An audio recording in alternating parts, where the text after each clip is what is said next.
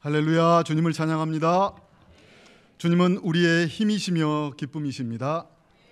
주님은 우리에게 평안을 주시는 분이십니다.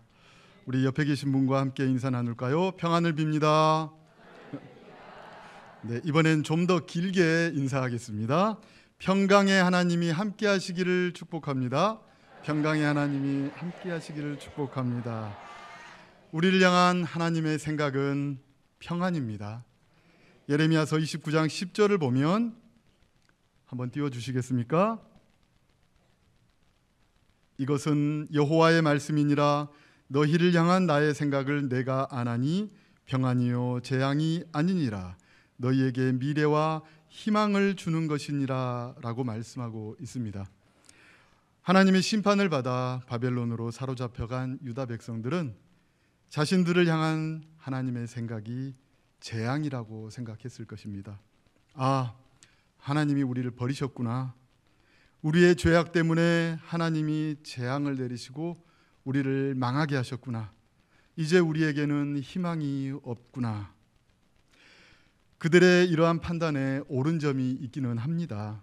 그들이 바벨론의 포로가 되어 끌려간 것은 그들의 죄악과 불순종에 대한 하나님의 진노와 심판이었기 때문입니다. 하지만 하나님은 진노 중에라도 긍휼을 잊지 않으시며 자기 백성의 상처를 싸매시며 고치시는 분이십니다. 하나님의 본 뜻은 평안입니다. 구약 성경에서 평안을 뜻하는 말은 샬롬인데요. 이 말은 원래 무엇인가 결여되거나 손상되지 않은 건강하고 충만한 상태를 뜻합니다. 마치 한가위 보름달처럼 원만하고 풍성한 상태를 샬롬이라고 합니다. 이 샬롬은 평안, 평강, 평화, 화평 등으로 우리 성경에는 번역되어 있는데요. 샬롬의 원래 뜻은 마음의 평안뿐만 아니라 몸의 건강, 주위 사람들과 하나님과의 화목한 관계, 그리고 하는 일이 아주 잘 되는 것, 이게 다 샬롬입니다. 그래서 샬롬을 번영이라고 번역한 곳도 있습니다. 요새 웰빙이란 말 종종 듣죠. 샬롬과 비슷한 말, 성경이 말하는 평안과 거의 비슷한 말입니다. 구약시대 사람들은 국가 간의 전쟁이나 분쟁이 없는 평화로운 상태, 또 가정에 불화가 없는 상태, 가난과 궁핍과 같은 경제적인 고통에서 자유로운 상태를 바라면서, 바로 이것을 평안이라고 하는데요. 이 평안한 상태를 바라면서 서로 샬롬하고 인사를 나눴습니다. 우리나라에서 보통 쓰는 인사말 안녕하십니까? 라는 뜻과 거의 비슷한 말이라고 하겠습니다. 그런데 이런 샬롬, 평안이라는 뜻이 점점 승화되어서 고통스러운 현실 속에서도 하나님이 주시는 기쁨과 만족을 가리키는 말로 점점 발전되었습니다. 신약 성경에도 평안을 뜻하는 말이 있는데요. 그것은 에이레네, 좀 낯설죠? 에이레네라는 말인데요. 이 말도 원래 구약 성경의 샬롬이라는 그 의미를 그대로 받아들였습니다. 인간 생활, 사람이 사는 생활 전반적인 것이 잘 되고 복을 누리는 그런 상태를 바로 평안이라고 한 것이죠.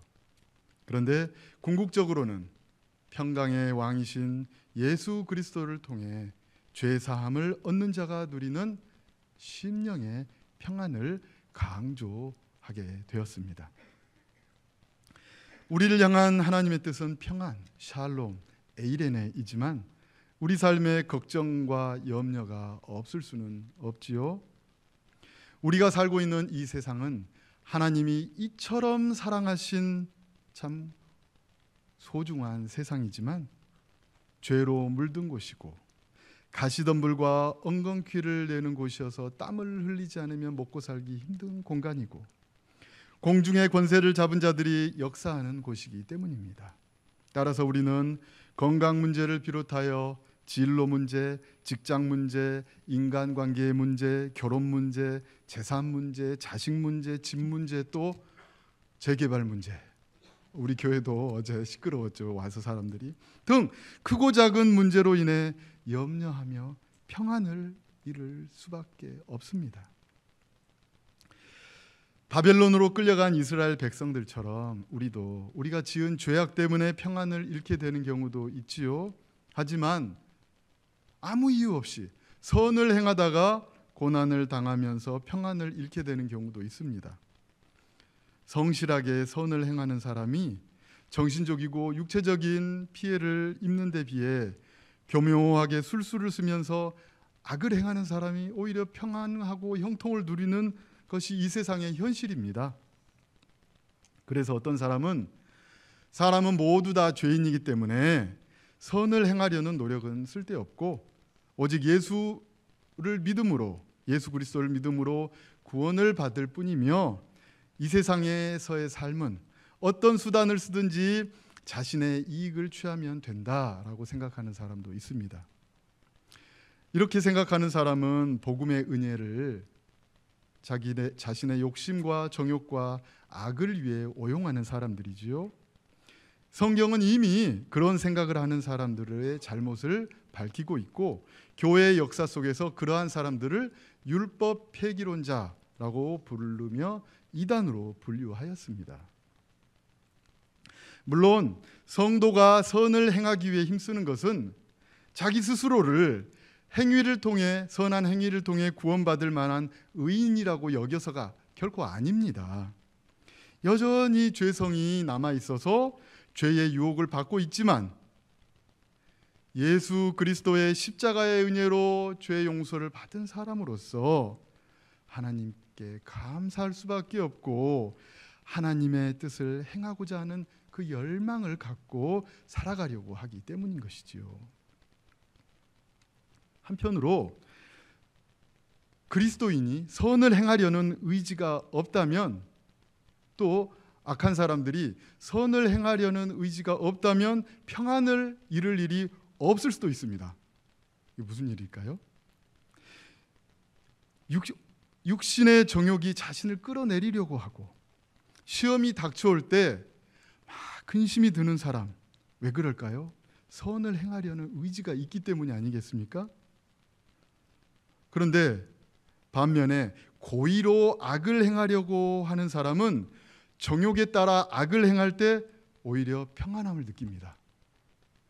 물론 그것은 악령이 주는 거짓 평안이지요. 그렇지만 결국 악인은 참된 평안을 누리지 못한다는 사실을 기억해야 합니다. 이사야 48장 22절을 함께 읽겠습니다. 시작. 여호와께서 말씀하시되 악인에게는 평강이 없다 하셨느니라. 악을 행하는 사람은 악령이 주는 평안, 죄가 주는 짜릿한 기쁨을 느끼긴 하지만 금방 사라져버리고 더 큰 목마름을 느끼게 됩니다. 성도는 선을 행하다가 억울한 일이나 고난을 겪고 또 평안을 잠깐 잃을 수 있지만 낙심하지 말아야 됩니다. 때가 되면 그 열매를 거둘 것이기 때문입니다. 오히려 성도가 시험을 당할 때 근심이 든다면 오히려 올바른 길에 서 있다는 방증이 될 수 있습니다. 악을 행하려는 사람은 근심조차 느끼려고 하지 않기 때문입니다. 따라서 하나님은 감당할 만한 시험을 허락하지 않는다는 사실을 믿고 시험의 때, 고난의 때, 잠깐 평안을 잃었을 때 잘 인내하며 견뎌내야 하겠습니다. 여러분, 그런데 선한 의도를 갖고 있는 성도들끼리도 분쟁과 갈등이 일어날까요? 안 일어날까요? 일어납니다. 아무리 고귀한 성도라고 해도 누구나 인간적인 한계를 갖고 있기 때문이지요. 위대한 사도 바울과 그 정말 신사적인 바나바는 2차 선교 여행을 떠나기 전에 마가 요한, 즉 바나바의 조카 마가를 선교 사역에 참여시키느냐 마느냐 하는 문제로 아주 심하게 다투고 헤어졌습니다. 또 사도 베드로는 이방인들과 함께 식사하다가 예루살렘에서 유대인들이 방문하자 유대인들을 두려워하면서 그 자리를 피했다가 사도 바울에게 호되게 꾸지람을 듣기도 했습니다. 성도라고 하지만 서로 성향이 다를 수 있고 장단점이 있기 때문에 교회 안에서 갈등과 분쟁이 생길 수밖에 없습니다. 하지만 그런 때라도 우리는 평화, 화평, 평안, 샬롬을 추구하는 마음과 자세를 절대 포기해서는 안 됩니다. 우리 주 예수 그리스도가 우리의 화평이 되시며 우리가 주님 안에서 평화를 누리는 것이 하나님의 분명한 뜻이기 때문입니다. 오늘 사도 바울이 편지를 쓴 빌립보 교회는 참 따뜻한 교회였습니다. 우리 성도교회처럼 정말 따뜻한 교회였습니다. 그런데도 그 안에 갈등이 있었는데요. 빌립보서 4장 2절을 보면 유오디아와 순두계라는 이름을 가진 여인이 나오는데요. 이 두 사람은 빌립보 교회의 중심 인물이었습니다. 그런데 어떤 연유에선지 이 두 여인의 마음이 나뉘어서 교회가 분열이 생긴 겁니다. 교회 리더들이 나뉘었습니다. 그 교인들은 마음이 어떻겠습니까? 염려와 근심이 가득 찼겠죠. 이 소식을 들은 바울도 마음에 근심이 생겼을 것입니다. 또 빌립보 교회 안에 아무리 예수님 잘 믿어도 할례 받아야지, 안 그러면 구원 못 받아, 이렇게 말하는 이렇게 잘못 가르치는 사람들이 생겼습니다.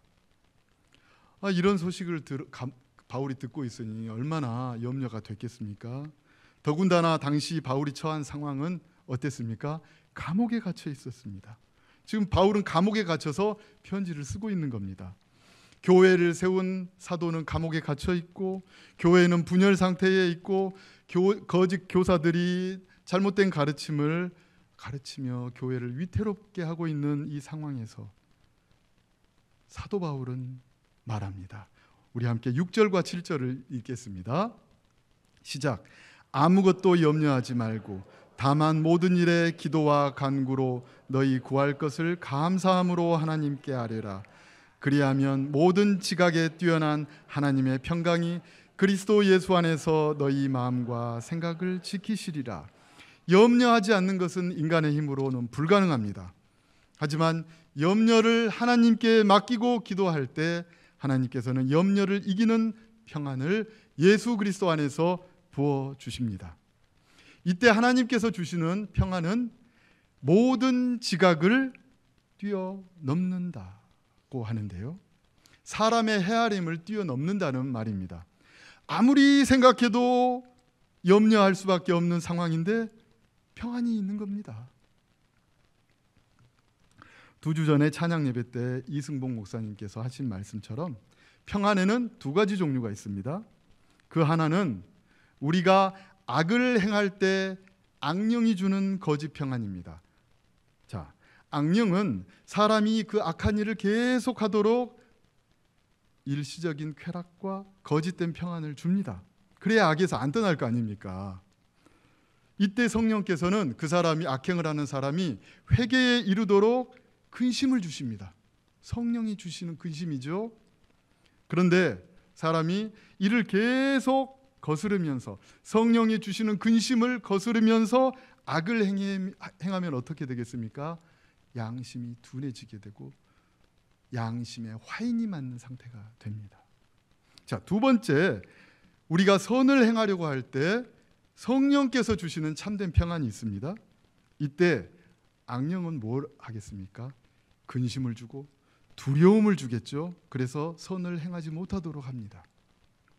이때 필요한 것이 무엇입니까?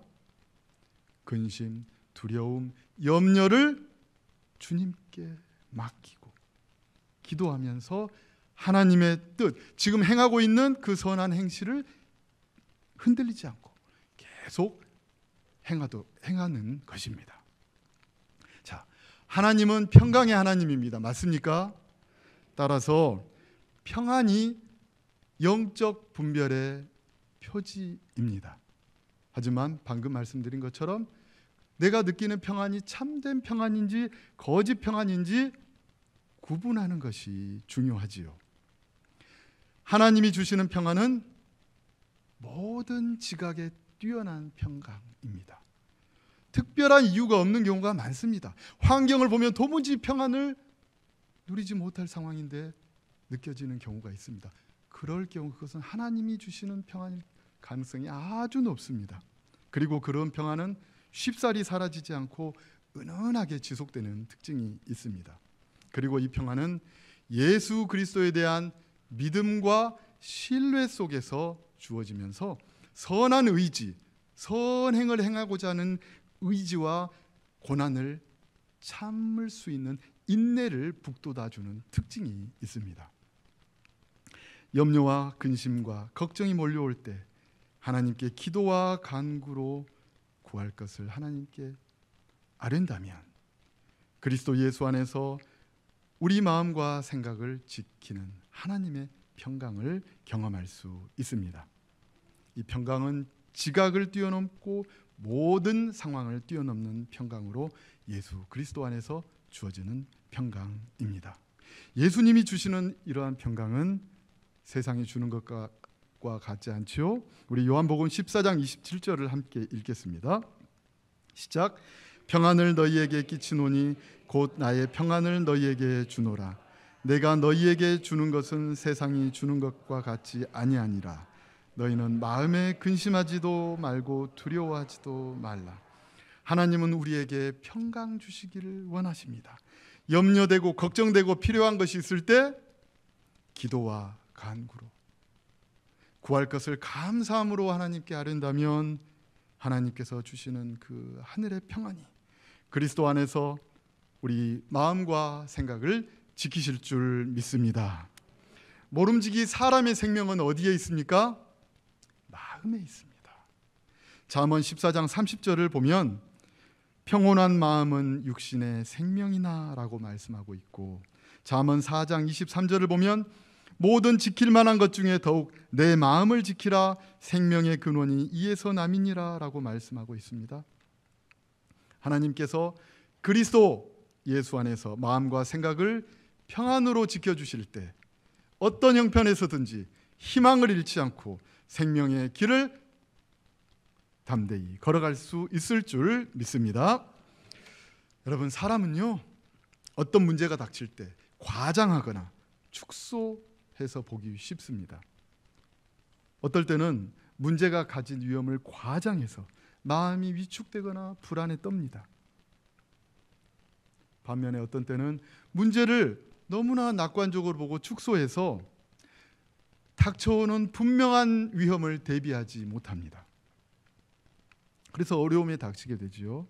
하지만 하나님께 기도하는 사람은 성령께서 비춰주시는 빛으로 문제를 올바로 볼 수 있습니다.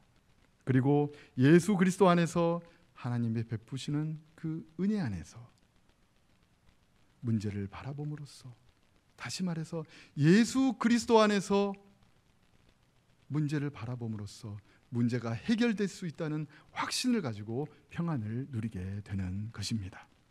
자, 이제 4장 8절과 9절을 함께 읽겠습니다.